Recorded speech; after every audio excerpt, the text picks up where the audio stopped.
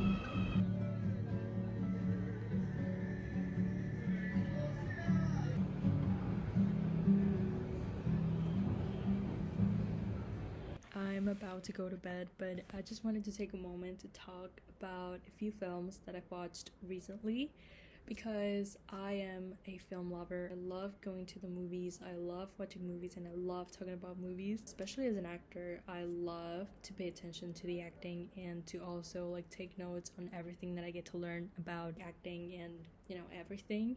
So yeah, this last week I saw Hamnet, Sentimental Value, and Reminders of Him, which is a film based on a Colleen Hoover book. And it's curious because this time I didn't really hate it, which I mean, I'm not saying it's a good movie, but I didn't hate it. And Tyrick Withers is on that movie, which I mean, I loved him. I have to say that the film that really stuck with me and that made me feel a lot of things was Sentimental Value, and I'm really happy that they won the Oscar for Best International Film because they totally deserve it. I have to say that I might be a little bit biased because I am in love with this director and with the main character, the lead. Her name is Renata Reinsve. I'm sorry if I'm not pronouncing it right, I'm so sorry. And the director is called Joachim Trier. The story basically goes about these two sisters that reunite with their estranged father, who is kind of like retired film director that kind of wants to make a comeback. So he writes a script and offers the lead role to his eldest daughter, who is an actress, and then she rejects it. And I mean, the story is way more deeper and complex than that, but kind of like the story revolves around that. I loved the storytelling, the cinematography, the house. The house is kind of like the heart of the movie, and it's a beautiful Norwegian style house. And I fell in love with the performances of all of the four main characters, especially with Renata's, because I mean, I saw her in The Worst Person in the World, and that moment I saw that movie, I knew that she was gonna become my favorite actress. I just find her acting so nuanced, so subtle, but at the same time so deep and complex. I find it really fascinating how she's able to communicate something with just one look or one gesture or with just a small movement. She's able to create a lot, and that is really admirable. And I mean, in acting classes we were taught that in Europe the acting style is a little bit different, a little bit more contained and subtle than it is, for example, in America. Like, it is more dramatic and a lot of movement. Of course, it really depends on the actor, but I just love that about in this case these Norwegian actors. I definitely recommend it. I have to say, watch at your own risk because it will definitely make you cry, even like whether you have daddy issues or not, because I mean the story revolves around what we call daddy issues. But even if you don't, I think you will still be able to connect and to relate to certain aspects of the movie because it's very family oriented. So I mean, you're definitely gonna relate. And yeah, I cried a lot. But I mean, this is what cinema's about, not necessarily understanding the movie, but to feel it. So yeah, that's everything that I have to say. Thank you for listening to me talk about movies, and definitely expect this in the next videos because, girl, I love talking about movies. I'm going to bed now.